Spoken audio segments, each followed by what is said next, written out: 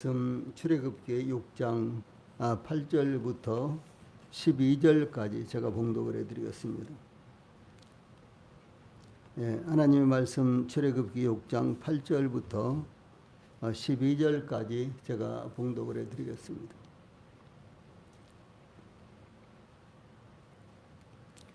지금 봉독하겠습니다. 출애굽기 6장 8절부터입니다. 내가 아브라함과 이삭과 야곱에게 주기로 맹세한 땅으로 너희를 인도하고 그 땅을 너희에게 주어 기업을 삼게 하리라. 나는 여호와라 하셨다 하라. 모세가 이와 같이 이스라엘 자손에게 전하나 그들의 마음의 상함과 가혹한 노욕으로 말미암아 모세의 말을 듣지 아니하였더라. 여호와께서 모세에게 말씀하여 이르시되 들어가서 애굽 왕 바로에게 말하여 이스라엘 자손을 그 땅에서 내보내게 하라. 모세가 여호와 앞에 아뢰어 이르되 이스라엘 자손도 내 말을 듣지 아니하였거든 바로가 어찌 들으리까? 나는 입이 둔한 자니이다. 여호와께서 모세와 아론에게 말씀하사 12절까지만 읽겠습니다. 12절 다시 읽겠습니다. 모세가 여호와 앞에 아뢰어 이르되 이스라엘 자손도 내 말을 듣지 아니하였거든 바로가 어찌하여 들으리까? 나는 입이 둔한 자니이다. 아멘. 출애굽기 6장 8절로 12절 말씀 읽어드렸는데 오늘 저녁에는 이 말씀을 중심으로 인간의 약점과 변명, 이런 주제로 말씀을 전해드리겠습니다. 8절 말씀은 내가 아브라함과 이삭과 야곱에게 주기로 맹세한 땅으로 너희를 인도하고 그 땅을 너희에게 주어 기업을 삼게 하리라. 나는 여호와라 하셨다라. 이와 같은 말씀입니다. 이 말씀은 5절로 7절 말씀과 같은 의미로 이어진 말씀입니다.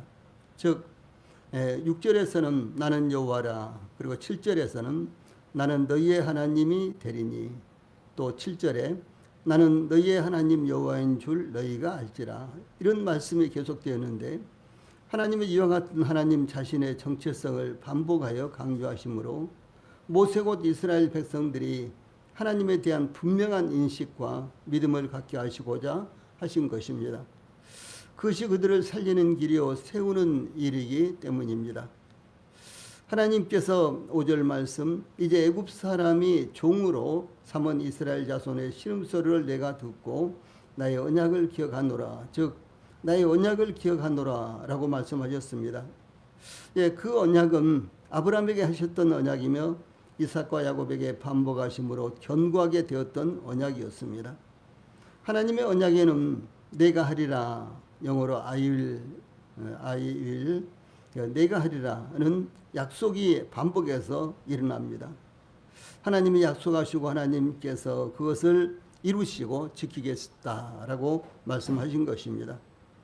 하나님께서 모세에게 6절 말씀 그러므로 이스라엘 자손에게 말하기를 나는 여호와라 내가 애굽 사람의 무거운 짐 밑에서 너희를 빼내며 그들의 노역에서 너희를 건지며 편 팔과 여러 큰 심판들로서 너희를 속량하여 이렇게 말씀하셨는데 이 말씀은요 조금 세분화해 보면은 내가 너희를 빼내며 영어로 I'll bring you 그런 말씀이고요. 그 다음에 너희를 건지며 I'll free you, 또 너희를 속량하여 I'll redeem you 라고 하나님께서 강력한 의지로 그들을 구원하시겠다고 약속을 하신 말씀입니다. 새 언약으로 알려진 예레미야 31장 33절 34절에서도 하나님의 7가지 약속이 나타나고 있는데 하나님께서 새 언약을 선포하시기 위해서 전제하신 것이 나 여호와가 말하노라 이런 말씀이에요. 나 여호와가 말하노라. 그래서 나 여호와가 말하노라 이 말씀은 예레미야서 31장 1절 17절 31절 32절 33절 34절 뭐 이렇게요 반복해서 나오는 것입니다. 그러니까 이 예레미야 33장은 하나님께서 새 언약을 말씀하신 장인데 이 새 언약을 말씀하실 때 하나님께서 나 여호와가 말하노라 이것을 강조하고 있다고 하는 사실이죠.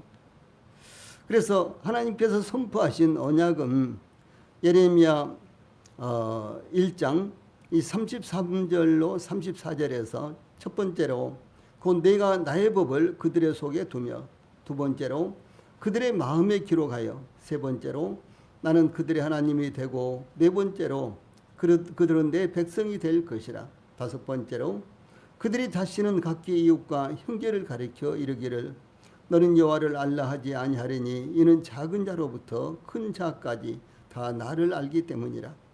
여섯 번째로 내가 그들의 악행을 사하고, 7절에 일곱 번째로 다시는 그 죄를 기억하지 아니하리라. 이렇게 하나님께서 약속을 하셨습니다. 이와 같이 하나님께서 하나님의 백성들에 대해서 약속하실 때 하나님께서 내가 약속하고 내가 그것을 이루겠다라고 이렇게 말씀하셨다는 것을 의미하는 것입니다. 그러나 모세는 하나님의 말씀을 듣고도 자신의 약점을 언급하며 변명하기에 급급했습니다. 그러므로 우리가 본문을 통해 하나님의 사명을 받은 자가 어떻게 그 사명을 수행해야 하는지 교훈받을 수 있는 것입니다. 다시 말해서 인간의 약점과 변명이 있습니다. 그런데도 불구하고 하나님께서 이와 같은 사람을 선택하셔서 하나님의 영광을 위해서 사용하신다라고 하는 사실이죠. 이 하나님의 부르심과 인간의 약점과 변명이 어떤 관계를 가지고 있는가, 이런 부분을 살펴보려고 하는 것입니다. 제일 먼저 8절에서는 이스라엘에 대한 하나님의 계획이 나타나고 있습니다. 하나님께서 모세에게 내가 아브라함과 이삭과 야곱에게 주기로 맹세한 땅으로 너희를 인도하고 그 땅을 너희에게 주어 기업을 삼게 하리라. 나는 여호와라. 이렇게 말씀하셨습니다.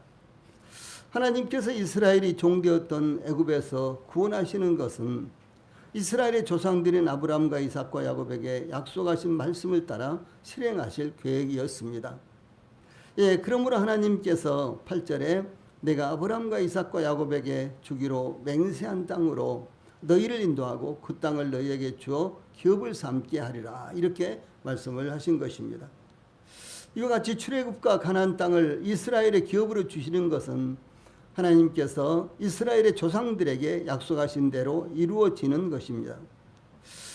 하나님께서 갈대아 우리에서 살고 있는 아브라함을 가나안 땅으로 인도하신 후에 창세기 13장 14절로 15절에 보면 너는 눈을 들어 너 있는 곳에서 북쪽과 남쪽 그리고 동쪽과 서쪽을 바라보라. 보이는 땅을 내가 너와 내 자손에게 주리니 영원히 이르리라. 이렇게 말씀을 하셨습니다.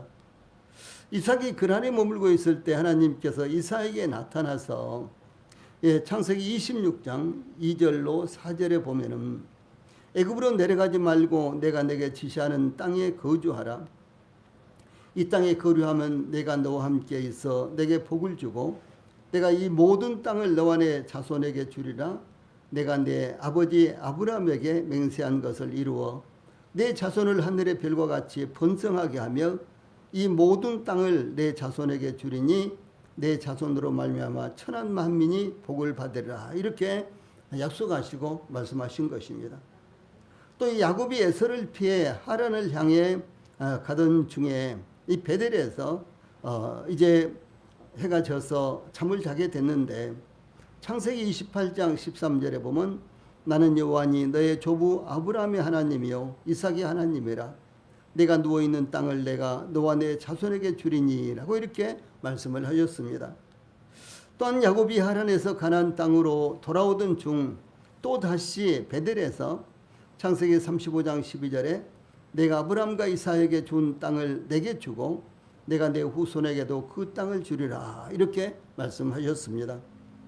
이와 같이 하나님께서 아브라함과 이삭과 야곱에게 주시겠다고 약속하신 땅으로 이스라엘을 인도하시겠다고 말씀하셨습니다. 또한 하나님께서 약속하신 8절 후반절에 그 땅을 너희에게 주어 기업을 삼게 하리라. 여기에서요, 기업이라는 말은 이 원주민을 쫓아내고 점유하다라는 말 의미, 또 유산으로 이어받다라고 의미하는 말로서 이 가나안 정복 전쟁을 통해 이루어질 기업 분배를 암시합니다. 또한 그 땅을 주어 기업으로 삼게 하리라. 이 삼게 하리라는 말씀은 손을 들어 올리다라는 의미인데 고대 근동에 맹세할 때의 습관을 반영하는 말씀입니다. 예, 느헤미야는 느헤미야 9장 15절에서 그들의 굶주림 때문에 그들에게 양식을 주시며 그들의 목마름 때문에 그들에게 반석에서 물을 내시고 또 주께서 옛적에 손을 들어 맹세하시고 주시겠다고 하신 땅을 들어가서 차지하라 말씀하셨사오나 이렇게 증거하고 있는데, 이 하나님께서 초라한 일개 노예 족속 이스라엘과 더불어 손을 들어 엄숙히, 그러니까 하나님께서 초라한 일개 노예 족속인 이스라엘에게요, 이스라엘을 향해서 손을 들어 엄숙히 맹세하셨다는 것은 하나님께서 하나님의 백성들을 향하여 얼마나 놀라운 은총과 사랑으로 대하시고 계신가를 의미하는 것입니다. 이어서 하나님께서 8절에 출애굽기 6장 8절입니다. 나는 여호와라 이렇게 말씀을 끝마치셨습니다. 하나님께서 모세에게 말씀을 시작하실 때 나는 여호와이니라 2절에 이렇게 말씀하셨는데, 말씀을 끝마치실 때 또 다시 나는 여호와라 라고 말씀을 하신 것입니다.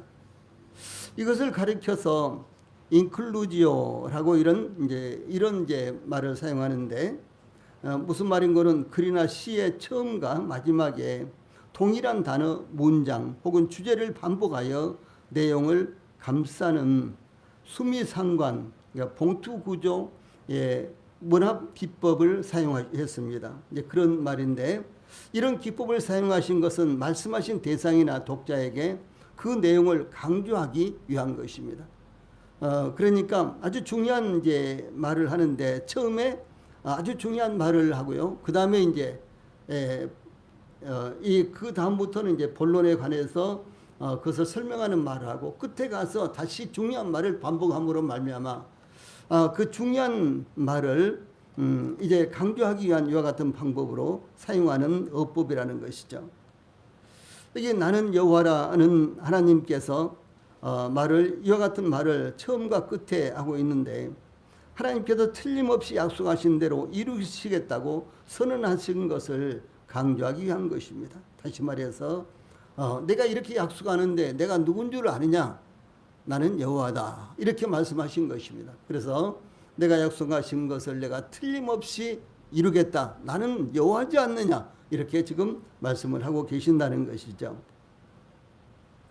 이와 같이 하나님께서 이스라엘의 조상들과 약속하신 것을 이루시겠다는 것을 강조하여 말씀하신 것입니다.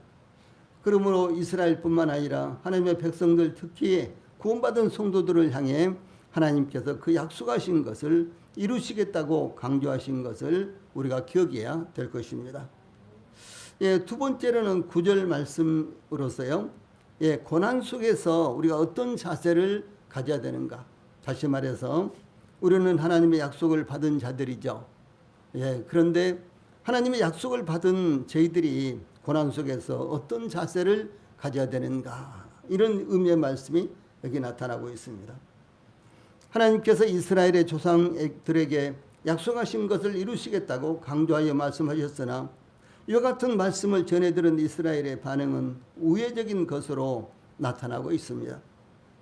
9절 말씀, 모세가 이와 같이 이스라엘 자손에게 전하나 그들이 마음의 상함과 가혹한 노역으로 말미암아 모세의 말을 듣지 아니하였더라 라고 이스라엘 백성들의 반응을 증가하고 있습니다. 모세가 하나님께서 이스라엘의 조상들인 아브라함과 이삭과 야곱에게 주시기로 맹세한 땅으로 이스라엘을 인도하고 그 땅을 이스라엘에게 주어 기업을 삼게 하리라고 말씀하신 것을 이스라엘 백성들에게 전했으나 이스라엘은 그들의 마음의 상함과 가혹한 노역으로 인해 모세의 말을 듣지 않았습니다. 이스라엘 백성들의 이와 같은 태도는 이스라엘이 출애굽하여 약속하신 가나안 땅을 기업으로 받게 될 것이라는 말을 처음 들었을 때에 4장 31절, 출애굽기 4장 31절에 보면 백성이 믿으며 여호와께서 이스라엘 자손을 찾으시고 그들의 고난을 살피셨다 함을 듣고 머리 숙여 경배하였더라 이렇게 기록되어 있거든요. 그런데 이렇게 받아들일 때와는 지금 완전히 달라진 상태를 보이고 있는 것입니다. 즉 이스라엘은 그들에게 닥친 중과된 고통으로 하나님의 말씀을 전한 모세를 받아들이지 않았습니다.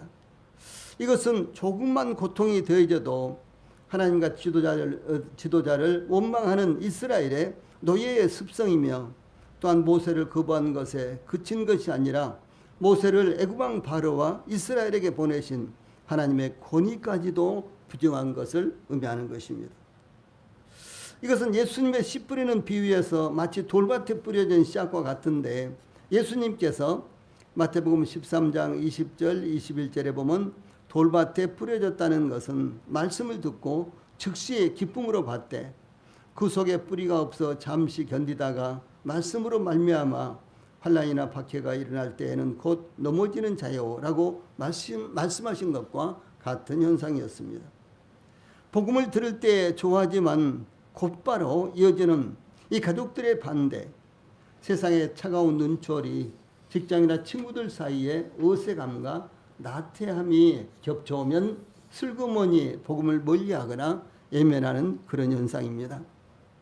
그러나 복음은 무엇보다도 큰 구원을 가져옵니다. 사도 바울은 로마서 8장 24절과 25절에서 우리가 소망으로 구원을 얻었음에 보이는 소망이 소망이 아니니 보는 것을 누가 바라리요? 만일 우리가 보지 못하는 것을 바라면 참음으로 기다릴지니라, 이렇게 증가하고 있습니다. 예, 구원은 참 놀라운 것입니다. 그런데 이 구원의 복음을 들었을 때 그 놀라움에 얼른 마음에 받아들이고 또 받아들였다고 고백을 합니다. 그러나 복음을 받아들인 후에 내지는 받아들인 것으로 이제 여겨지는 이와 같은 분들이 그 다음에 오는 여러 가지 시련들, 어려움들요, 이런 것들이 겹칠 때 슬그머니 복음을 멀리하고 포기하게 된다라고 하는 사실이죠. 예, 이것이 마치 이 돌밭에 씨가 뿌려졌다든가 내지는 가시덤불에 씨가 뿌려졌다든가 하는 이와 같은 경우와 같은 것입니다. 그래서 돌밭에 뿌려진 씨나 이 가시떨기 사이에 뿌려진 씨나 모두 다 싹을 내죠. 그리고 잘 자라는 것처럼 보입니다. 그러나 세상에 여러 가지 시련이 닥쳐오고 어려움이 닥쳐왔을 때요, 예, 슬그머니 이제 그 놀라운 복음 들었을 때 참 놀랍게 받아들인 이 복음을 슬그머니 포기한다라고 하는 사실을 말하는 것입니다. 모세가 하나님의 말씀을 이스라엘에게 전했을 때 9절 후반절에 그들이 마음의 상함과 가혹한 노역으로 말미암아 모세의 말을 듣지 아니하였더라 라는 말씀에 이 마음의 상함이라는 말씀이 나오는데, 상함은 토막으로 자르다라는 말에서 유래했는데 참을 길 없는 마음의 고통 혹은 조급하여 안다라는 심정을 의미합니다. 또한 가혹한 노역으로 해서 가혹한은 호되다, 잔인하다에서 온 말로 이스라엘이 극심한 고역에 시달린 것도 그들의 불순종에 대한 하나의 원인이 될 수 있었음을 의미합니다. 그러나 근본적인 원인은 고난의 의미를 깨닫지 못한 이스라엘의 영적인 무지에 있었던 것입니다. 오늘날 참 기독교에 대해서 이렇게 극단적으로 박해한다거나 그런 시대는 아닙니다. 저희들은 참 좋은 시대에 살고 있습니다. 예, 그런다고 할지라도 참 믿음을 순수하게 유지한다는 것은 참 쉽지 않습니다. 더더구나 불신 가족들 가운데 있는 우리 성도님들, 또 뿐만 아니라 주변 환경이 모두 다 불신자들로 이루어진 이와 같은 세상에서 믿음으로 살아가기로 하는 것은 정말 쉽지가 않다는 사실이죠.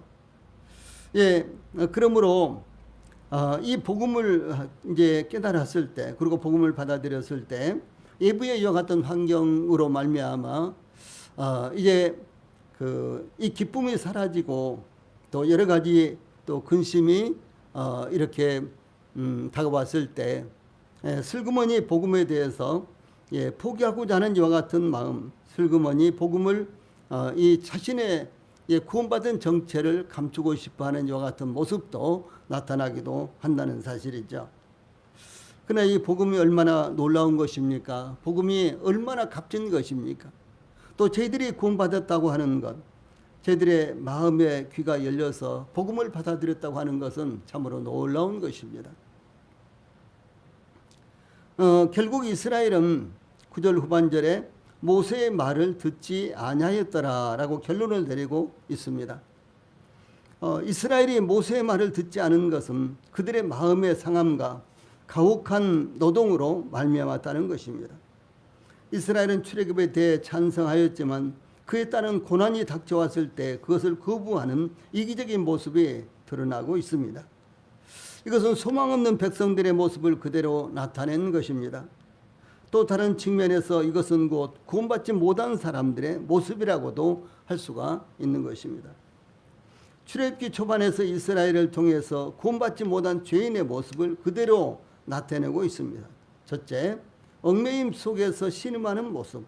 둘째, 하나님께서 이스라엘에 대해서 품고 계신 하나님의 은총에 대한 무지. 셋째, 하나님의 너무나 귀중한 약속들의 가치에 대해 헤아리지 못하는 이와 같은 모습이 애굽에서 노예 생활하는 이스라엘 백성들을 통해서 나타나고 있다라고 하는 것입니다. 예, 이스라엘이 이 하늘의 소망, 살아계신 하나님께 대한 소망을 굳건하게 붙들고 있었다면 아무리 고통스러워도 그들은 하나님께서 약속하신 것을 절대로 포기할 수 없었을 것입니다. 그들의 현실이 도저히 그 약속이 이루어질 것 같지 않은 상황이라고 할지라도 그들은 그럴수록 하나님께서 말씀하신 그 약속을 더욱더욱 굳건하게 붙들고 믿음으로 살아가려고 애쓸 것입니다. 그런데 모세가 그들에게 하나님께서 출애굽에 대해서 말씀하신 것을 전했을 때 그들은 기쁨으로 받아들였지만 애굽왕 바로를 통해서 그들에게 고통이 가중됐을 때 그들은 금방 그것을 포기하고 그리고 그 말씀을 전한 모세를 원망하는 이와 같은 모습이 나타나고 있다는 것이죠. 그래서 이스라엘 백성들에게 고난이 가중되었을 때 그들은 하나님께로부터 오는 아름답고 귀한 선물들을 외면하고 말았습니다. 이것은 세상에 빠져 영적인 것에 대해서 무감각함으로 나타나는 현상인 것입니다. 사도 바울은 이런 자들에 대해서 에베소 4장 18절에서 그들의 총명이 어두워지고 그들 가운데 있는 무지함과 그들의 마음이 굳어짐으로 말미암아 하나님의 생명에서 떠나 있도다라고 증가하고 있습니다. 결과적으로 구원받지 못한 사람들의 모습이 나타나는 것입니다. 다음에 10절로 12절에서는 변명과 이 약점에 대해서 말씀하고 있습니다. 하나님께서 이스라엘 백성들의 반발에도 불구하고 모세에게 11절 들어가서 애굽왕 바로에게 말하여 이스라엘 자손을 그 땅에서 내보내게 하라 이렇게 말씀하시자 모세가 하나님께 12절 말씀 이스라엘 자손도 내 말을 듣지 아니하였거든 바로가 어찌 들으리이까 나는 입이 둔한 자니이다 이렇게 말씀드렸습니다. 모세가 애굽왕의 바로를 찾아갔다가 오히려 강한 거부 의사만 확인했던 것입니다. 또한 이스라엘 백성들의 고역을 더욱 무겁게 하겠다는 애굽왕 바로의 말을 듣고 나왔고 또한 이스라엘 백성들도 그들의 고역이 더욱 무거워지자 모세를 신뢰하지 못할 때 애굽왕 바로에게 나아가 하나님의 말씀을 전하도록 하나님께서 지시하신 것입니다. 그런데 여기에 애굽왕 바로에게 들어가서 하나님의 말씀을 전하라 이렇게 이제 말씀을 하셨는데 아주 중요한 이 낱말들이 여기에 사용되고 있습니다. 애굽왕 바로에게 들어가서 이 들어가서라는 말은요 전쟁터로 가다 이 가는 것을 의미하는데 어디로 가는 거는 전쟁터로 가는 것을 의미합니다. 그런 단어예요. 그 다음에 전투하다라는 의미가 또 담겨져 있습니다. 마치 전투에 임하듯 비장한 각오와 담대한 마음으로 애굽왕 바로에게 나아가 담판을 지으라는 의미입니다. 이와 같이 모세가 애굽왕 바로를 찾아가 하나님의 말씀을 전하는 것은 전쟁터에 나가는 것과 같았다라고 하는 사실을 하나님께서 말씀하신 것입니다. 이런 자세는 하나님의 말씀을 전하는 자세를 말하는 것입니다. 즉 복음을 전할 때의 자세를 말하는 것인데 복음을 전하는 것은 사탄에게 속한 영혼을 빼앗아 오는 것이기 때문에 실질적으로 전쟁하는 것입니다. 예, 그러므로 복음을 전할 때 전쟁에 임하는 자세를 가져야 한다라고 하는 것입니다. 그렇게 해야만 영혼들에게 복음을 전하여 영혼들을 빼앗아 올 수 있으며, 그렇지 않으면 오히려 영혼들을 잃게 된다라고 하는 사실입니다. 예, 그러므로 복음을 전하는 것은 전쟁터에 나가는 것 같다. 전쟁터에 나갈 때 어떤 자세로 나가겠습니까? 아주 비장한 각오를 하고 나아가는 것입니다. 예, 그래서 전쟁터에 나가서 살아 돌아올지 아니면은 정말 돌아오지 못할지, 예, 앞을 이제 예측할 수 없는 이와 같은 상황 가운데서, 그리고 전쟁을 치르면서 당해야 될 그 고통스러운 일들을 예, 연상해 보면서요, 참으로 비장한 각오로 나가지 않을 수가 없는 것입니다. 예, 그러므로 복음을 전하러 나아갈 때는요, 이와 같은 자세를 가져야 된다라고 하는 사실입니다. 그저 시간이 없으니까 잠깐 가서 전도하고 오자, 예, 그런 것이 아니라, 예, 함께 가서, 예, 옆에만 있어도 되니까 가서 전도하고 오자, 이런 자세가 아니라 전쟁터에 나간다라는 이런 자세를 갖는 것이 우리 성도님들, 예, 하나님께서 저희들에게 복음을 전하라고 하는 말씀의 의미가 된다라고 하는 사실을 잊어서는 안 되는 것입니다. 또한 이스라엘 자손을 그 땅에서 내보내게 하라 해서 내보내게라는 이와 같은 단어는 출애굽기 3장 20절에도 사용되어 있는데, 처음에 하나님의 말씀을 애굽왕 바로에게 전할 때 우리가 우리 하나님 여호와께 제사를 드리려 하오니 사흘길 좀 광야로 가도록 허락하소서. 이 최초로 3장 18절에 이와 같은 말씀이 나옵니다. 예, 그런데 또 5장 3절에서는 히브리인의 하나님이 우리에게 나타나셨은즉 우리가 광야로 사흘길쯤 가서 우리 하나님 여호와께 제사를 드리려 하오니 가도록 허락하소서. 이제 이렇게 나오는데, 이 사흘길쯤이 강조된 하나님의 말씀을 전하고 있습니다. 사흘길쯤 가게 하소서. 물론 이제 사흘길쯤 갔다가 제사 드리고 온다는 것에 대해서는 하나님께서 말씀하지 않으셨습니다.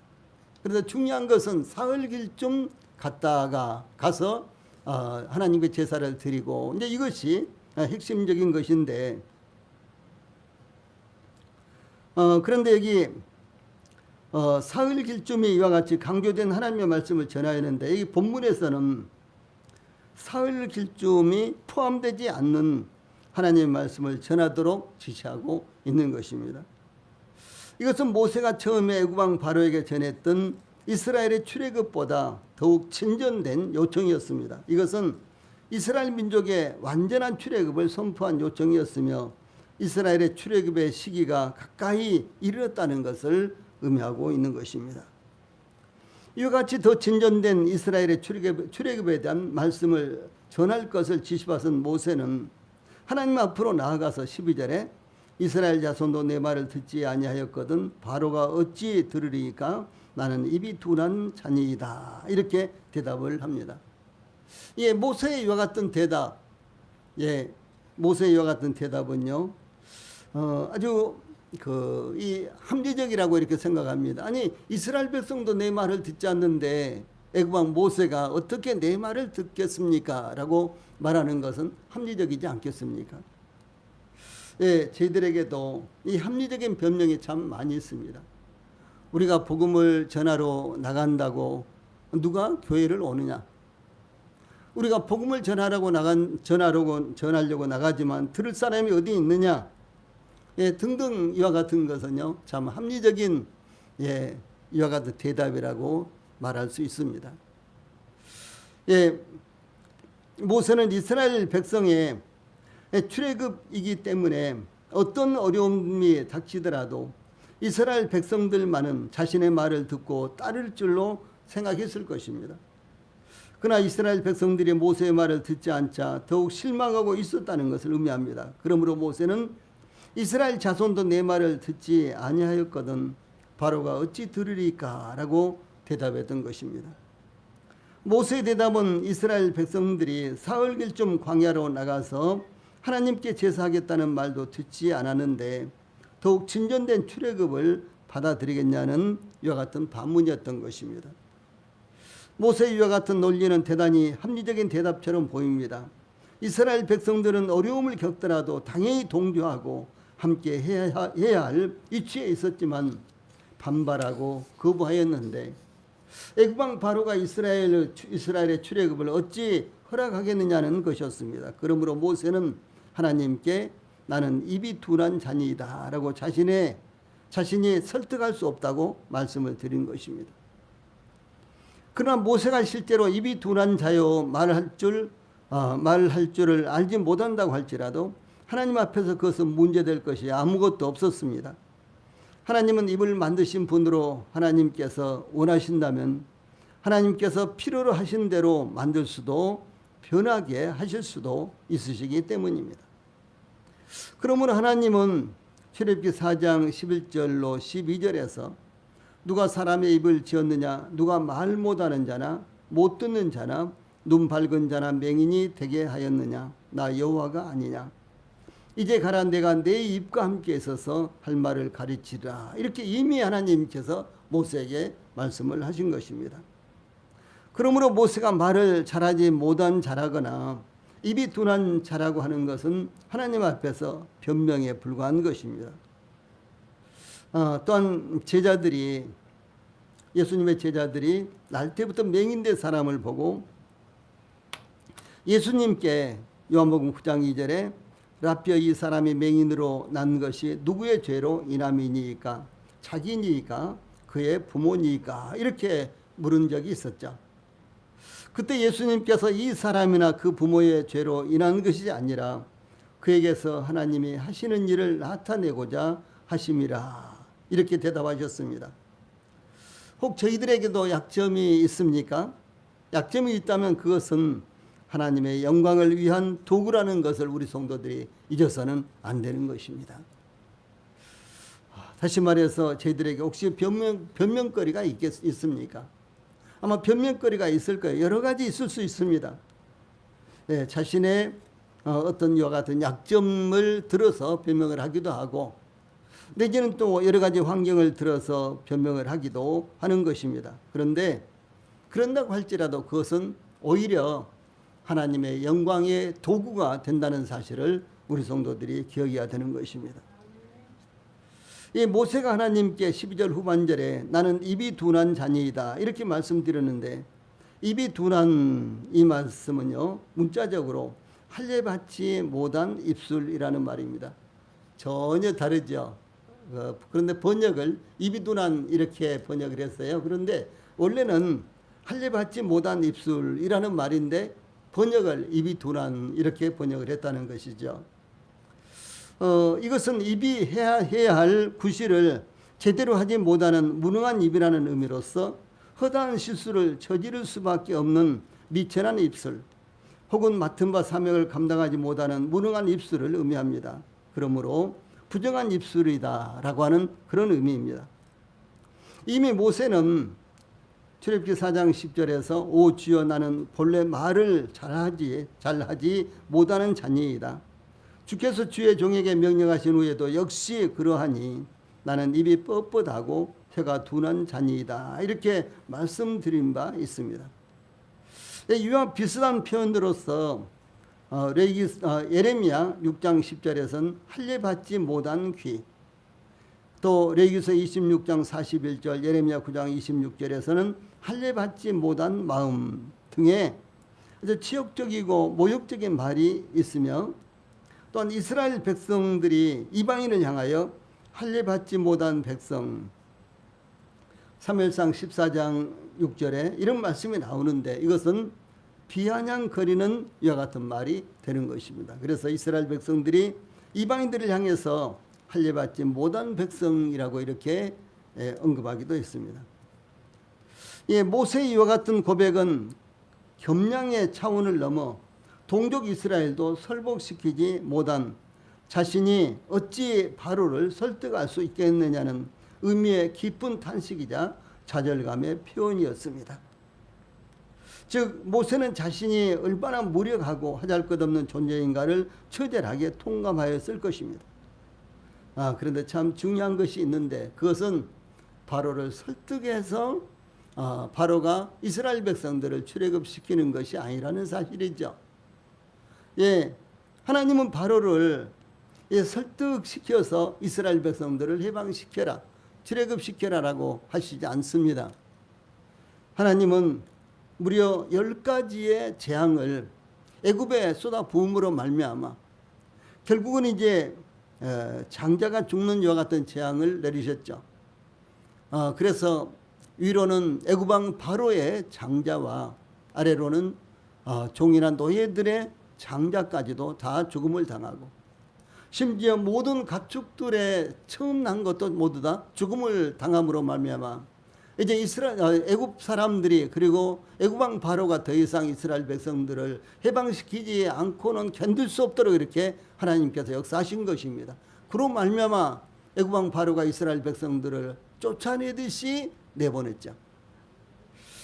그런데 이제 모세는 자기의 언어로서 자기의 말로서 애굽 왕 바로를 설득시키지 못하겠다라고 이렇게 말하고 있는 것입니다.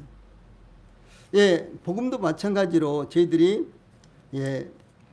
구원의 복음을 전하면서 설득을 시키어서 구원받게 하는 것은 아닙니다.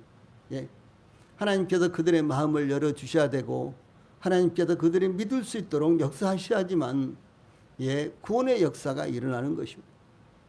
전하는 것은 저희들이 전할지라도 저희들이 전한 그와 같은 메시지를 하나님께서 그렇게 사용하셔서 영혼들이 마음을 열고 그것을 받아들이도록 하실 때 그때 드디어 구원의 역사가 일어난다라고 하는 사실입니다. 저희들의 말로는 절대로 설득할 수가 없습니다.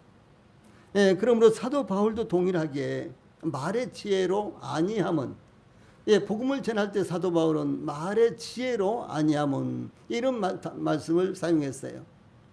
당연히 저희들이 복음을 전할 때 예화도 사용하고 그렇죠.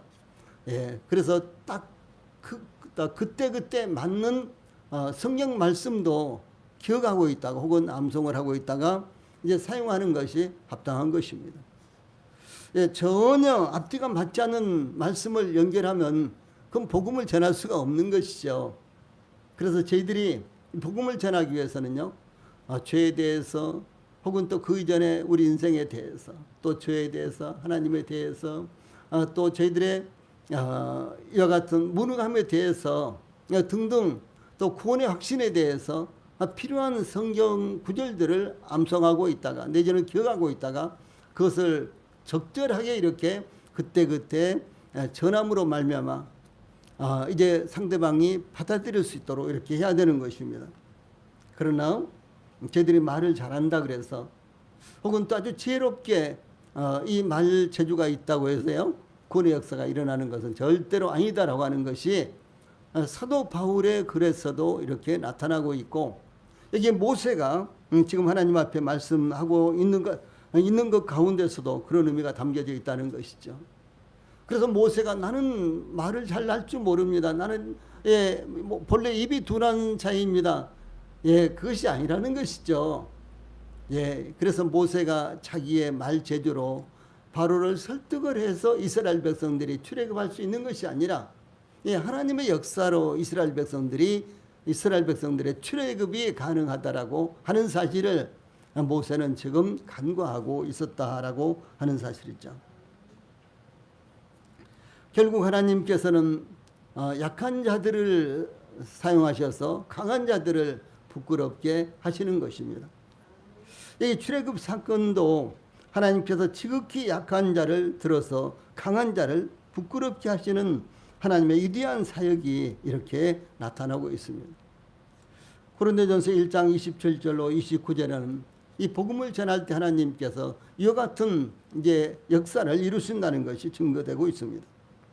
그러므로 하나님께서 쓰시기를 원하신다면은 우리 성도들이 하나님께서 이 복음을 위해서 혹은 하나님의 역사를 위해서 쓰시기를 원하시는 그런 소원을 갖고 계신다면은 인간의 약점은 오히려 강점이 된다는 것을 기억해야 될 것입니다. 예, 기도하시겠습니다.